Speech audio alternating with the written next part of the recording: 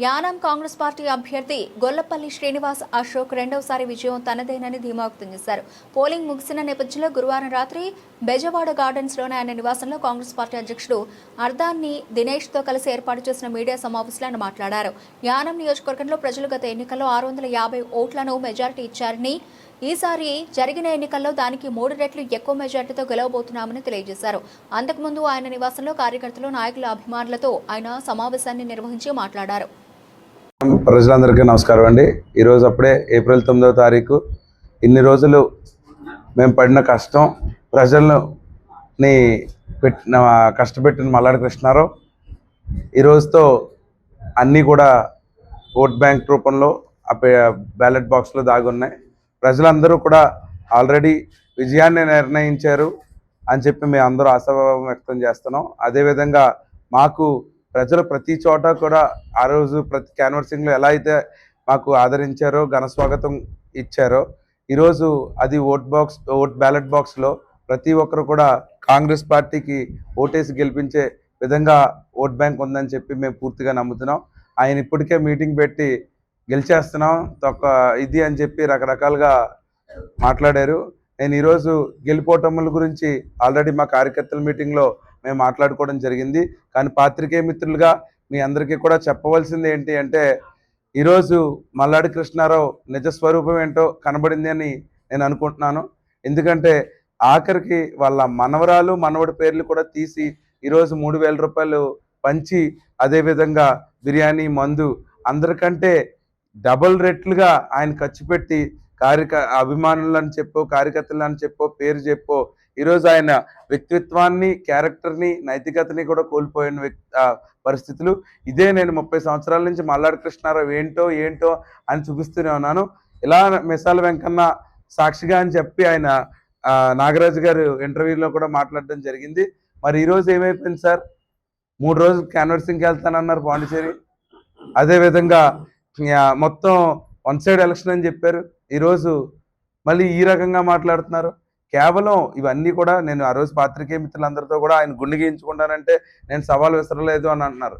సవాల్ విసరలేక కాదు సార్, కేవలం ఏంటంటే ఇంకెంతకంటే విసిరితే ఆయన్ని మానసికంగా క్షోభ పెట్టిన వాళ్ళు అవుతాం, ఇబ్బంది పెట్టిన వాళ్ళు అవుతాం అని చెప్పి ఆయన ఆ ఫేస్లో చూసే పరిస్థితులు మాకు వద్దని కోరుకుంటున్నాం. కాబట్టి ఎప్పుడు కూడా పెట్టే ఉద్దేశం లేదు. కాబట్టి ఈరోజు ప్రజలందరూ కూడా మంచి విజయాన్ని, ఆల్మోస్ట్ గత ఎలక్షన్లో 2021లో నాకు 655 మెజారిటీ రావడం జరిగింది. ఇప్పుడు దానికి 3 రెట్లు పైన, 3-4 రెట్లు పైన వస్తుందని చెప్పి నేను పూర్తిగా అనాలిసిస్ చేసుకున్నాం. అదేవిధంగా పాండిచేరిలో కూడా పూర్తి కాంగ్రెస్ పార్టీ ఫామ్ చేయడం జరుగుతుంది. కాబట్టి మరి మా ప్రజలందరూ కోరుకున్నట్టు యానానికి మళ్ళీ పూర్వ వైభవం రాబోతుందని తెలియజేసుకుంటున్నాను. చాలా బాగా జరిగింది సార్. మరి ప్రజలు అది ఎంత బలంగా వచ్చి ఓట్లు వేసారంటే చాలా మంచి పోలింగ్ అండి. ఆల్మోస్ట్ 94% వరకు అయిపోయిందంటే చాలా బాగా అయినట్టు. ఎక్కడ కూడా ఎక్కడో అవుటర్ సైడ్ ఉన్న వాళ్ళు కొంతమంది రాలేకపోయారు. అవి కూడా రిగ్గింగ్ చేద్దామని లాస్ట్ హాఫ్ అన్ అవర్లో ఫుల్గా ప్రయత్నించారు. అన్నీ కూడా ప్రతి మా బూత్ ఏజెంట్ కూడా మేము సగం తీసుకోవాలంటే వాళ్ళు సగం వేసుకోవాలంట. అటువంటి పరిస్థితి వచ్చినప్పుడు ఖచ్చితంగా ఆపేయడం జరిగింది. ఎక్కడా కూడా మాకు ప్రజలు ఇచ్చిన ఓటే కావాలనుకున్నాం తప్ప ఎటువంటి దొంగోట్లతోని ఇంకోట్లతోని మాకు పని లేదు. అటువంటి ఆఖరికి ఎక్కడ ప్రతి బూత్లో కూడా వేరే ఊర్ల నుంచి తీసుకొచ్చి వ్యక్తిత్వం అలా అన్నీ ఎలా చేయగలడో ఈ ఎలక్షన్ అన్ని రకాల వేషాలు ఆయన వేశారు.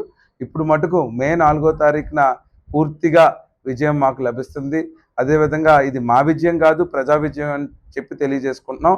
ఆయన మరి దానికి మీరన్నట్టు ఇప్పుడు ఆ సవాల్కి ఆయన రెడీ ఏమో మరి మీరు ఒకసారి అడిగితే చాలా బాగుంటుంది. ఎందుకంటే యానం ప్రజలు ఆయన్ని గుండెలో ఏం చూద్దామని అనుకోవట్లేదండి. ఖచ్చితంగా రిటైర్మెంట్ తీసుకుంటే బాగుంటుందని నేను ముందులోనే చెప్పాను. ఆ రిటైర్మెంట్ ఎలా ఉండాలి అంటే చాలా మంచిగా ఉండాలి.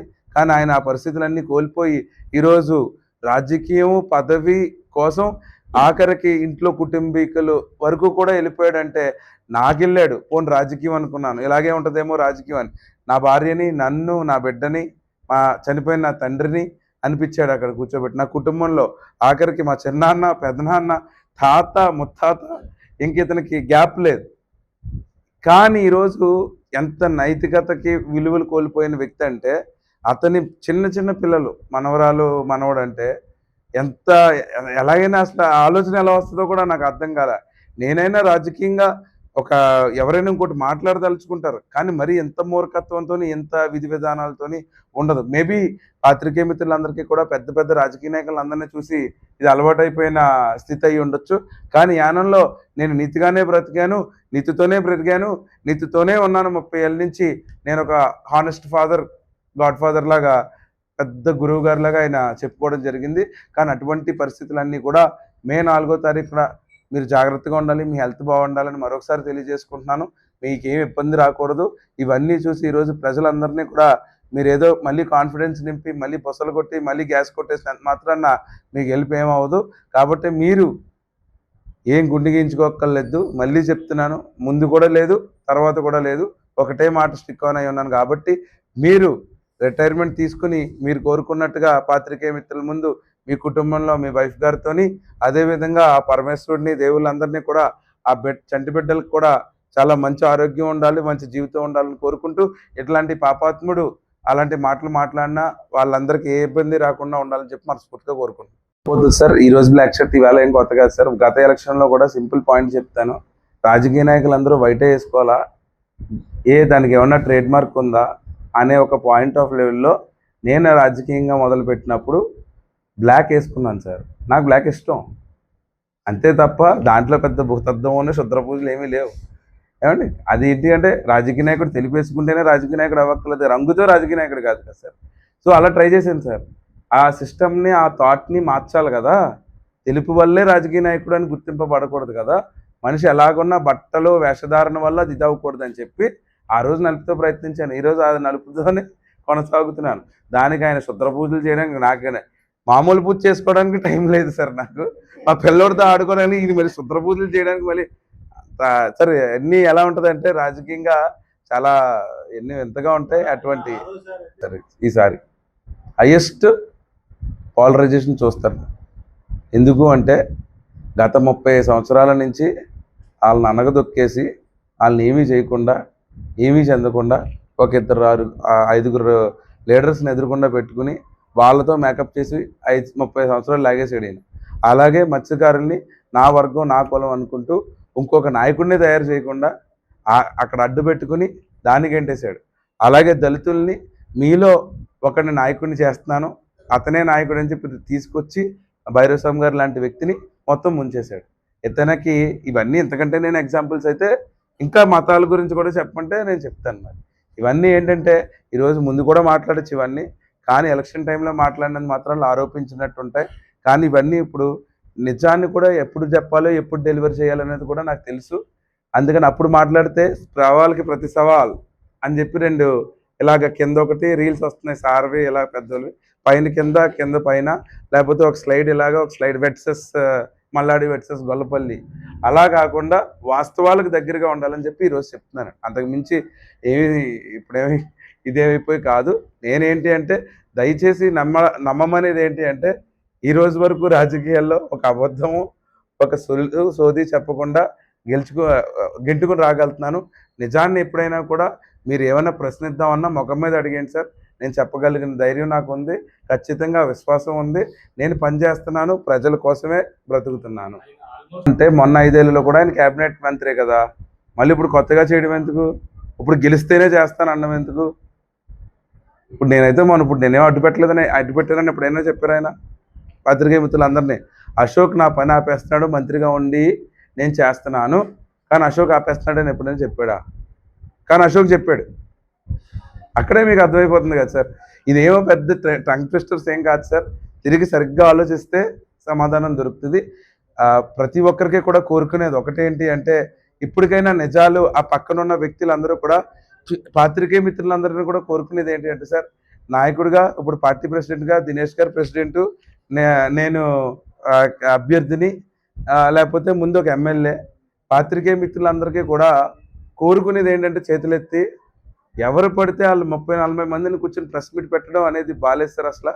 ఎందుకు అంటే వాళ్ళకి అర్హత కూడా లేదు, విలువ కూడా లేని వ్యక్తుల్ని ప్రెస్ మీట్ పెట్టి మీరు కొత్తగా మళ్ళీ కొత్త తరహా నాయకుల్ని తయారు చేసి యానాన్ని మళ్ళీ ఇబ్బంది పెట్టద్దు. ఎందుకంటే మీకు కూడా తెలియదు. మొన్న నేను ఒక ఫోటో చూసాను, చాలా బాధ కలిగింది సార్ మీ విషయంలో. ఒకడే కుర్చీ చేసుకుని మీరు అందరూ నుంచుని ఉన్నారు. నాకు అది అర్థం కాలేని విధానం. నేను ఈరోజు వచ్చే వరకు కూడా యానంలో ఒకటే చూశాను సార్. 4 పేపర్లు, 2 పేపర్లు, 2, 3 టీవీ ఛానళ్ళు తప్ప లోపలికి ఎవరు వచ్చింది లేదు. ముందు కూడా చెప్తాను ఇది ఎలక్షన్ టైంలో. కాకపోతే అవసరం లేదని.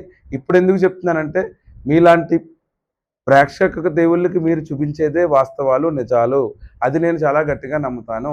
ఎవరిని నొప్పించబడాలి, ఇబ్బంది పడాలి అని కాదు. ఇందాక ఆయన ప్రశ్న అడిగింది కూడా నేను సూటిగా సమాధానం చెప్పడానికి కాదు. కేవలం కోరుకునేది ఏంటి అంటే ప్రజలకు అర్థం అవ్వాలి, నిజం అబద్ధం అనే తేడా. అట్లీస్ట్ ఎంత స్టోరీలో కూడా కామా కంటే అట్లీస్ట్ ఒక ఫుల్ స్టాప్ పెట్టాలి అనే దానికి నేను క్లారిటీ ఇస్తున్నాను అంతే తప్ప వేరే ఏం కాదు. మీరు ఇటువంటి ఏదైనా ఉన్నా కూడా ఎప్పుడైనా నన్ను వచ్చి అడగచ్చు. నేను ప్రశ్నిస్తే నేను అడుగుతాను. చెప్పండి సార్. సెక్యూరిటీ ఇస్తానని వచ్చారు. నేనేమన్నానంటే నేను ఆయన వీడియో కూడా చూశాను. సార్ ఇంటర్వ్యూ చేస్తుంటే సెక్యూరిటీ రౌడీ ఏదో హర్ష్ కుమార్ వచ్చారు, గొడవలు అయిపోతున్నాయి, బయట నుంచి అక్కడ జనసేన వాళ్ళు ఒకరు ఉన్నారు, టీడీపీ వాళ్ళు ఉన్నారు, అశోక్ బాగా దగ్గర, వాళ్ళు ఇచ్చేసేస్తారు, నన్ను చేసేస్తారు అని ఏదో వీడియో చూశాను నేను. కానీ మీకు విషయం దానికి ఎప్పుడు స్పందించచ్చు ముందే, కానీ నేను స్పందించలేకపోవడానికి కారణం ఏంటి అంటే కేవలం సార్ ఒకటి గుర్తుపెట్టుకోండి, అతన్ని ఏమి చేస్తే నాకేం వస్తుంది సార్? నాకే 2 సార్లు నా మీద అటాక్ చేయించాడు అతను. అయినా కూడా నేను సీఎం గారికి చెప్పి, ఆ రోజు సీఎం గారు నాకు అఫీషియల్గా 2-3 సంవత్సరాల తర్వాత నాకు గన్మ్యాన్ అలాట్ చేశారు. ఏంటి అఫీషియల్ రిపోర్ట్ వచ్చిన తర్వాత. అప్పటి వరకు బందా కూడా నాకు ఏమి ఇవ్వలే. అయినప్పటికీ కూడా నేను ఎప్పుడు ఎక్కడ కూడా మాట్లాడలేదు. ఇప్పుడు కూడా కేవలం ఆ ఆకతాయిల విషయం వరకు వస్తే ఎలక్షన్ పాడైపోయింది, ఎలక్షన్ ఇబ్బంది పడ్డామని ఆయనకు తెలుసు. కేవలం గొడవలు పెట్టి ఎలా అంటే నేను దినేష్ గారు వెళ్తుంటే దినేష్ గారు ఏంటో తెలియక ఏంటి అలా అంటున్నావు అని, ఈయన కొంచెం వయసులోనే ఉన్నాం కదా అని ఏంటి అలా మాట్లాడుతున్నారు, ఆ అమ్మల్ని అక్కల్ని చెల్లెల్ని తిట్టడం ఏంటి తప్పు కదా అలా మాట్లాడడం అని అంటే, ఈయన సడన్గా మనం ఏంటి అలా అంటున్నారు అని అడిగే లోపల నేను సారీ అండి అని 10 సార్లు చెప్పాను. అలా 10 చోట్ల చెప్పాను. అయినా కూడా ఇంకొకటి కావాల్సింది ఏంటి వాళ్ళకి గొడవ. ఇది ఈ సరళ ఏంటంటే సార్, ఆయనకి ఎలక్షన్ 30 సంవత్సరాలు అలవాటు ఉంది కాబట్టి ఎక్కడ ఏం గెలితే ఎక్కడ లైట్ వెలుగుద్దో, ఎక్కడ నొక్కితే ఎక్కడ ఏ బటన్కి ఎక్కడ స్విచ్ ఉందో బాగా తెలుసు. కాకపోతే ఇప్పుడు ప్రజలందరికీ కూడా ఇంక ఇవి చాలు సార్. మీలాంటి పాత్రికేయ మిత్రులు అందరూ మాకు ప్రజలకు దగ్గరగా ఉన్నారు. స్టేట్లో ఖచ్చితంగా కాంగ్రెస్ పార్టీ ఫామ్ చేస్తుంది సార్.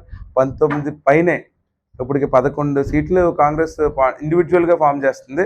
అది కాక డిఎంకే అలయన్స్లో ఉంది కాబట్టి 19 నుంచి 20 పైనే మీకు ఖచ్చితంగా గవర్నమెంట్ ఫామ్ చేస్తుంది. మంచి స్థాయిలో ఉంటాం.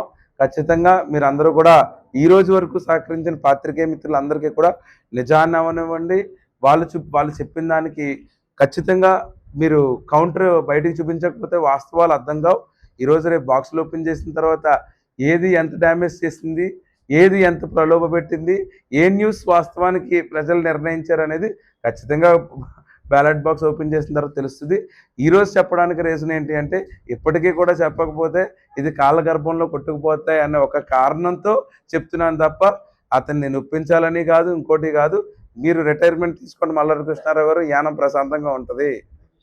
కోడ్ ఆఫ్ కండక్ట్ ఉన్నప్పుడు తప్పే, అయినప్పటికీ కూడా మొన్న వచ్చిన దానికి 2-3 రెట్లు అన్నా. నేను అంతకుమించి చేయడం జరిగింది అన్నది సార్. నేను ఏమన్నా అంటే ఇప్పుడు సామెతలు చెప్పినా కూడా చాలా బాగోదు. చిన్న వయసులో ఉన్నాను, నన్ను అర్థం చేసుకోండి. ఆయన అంతటా ఒకరోజు రాలేదు సార్, ఒకరోజు అవ్వలేదు, చెప్పి 2 రోజులు అవ్వలేదు. ఈరోజు మళ్ళీ నేను ఒప్పుకున్నాను అంటే ఒక రోజులో పంచారా సార్?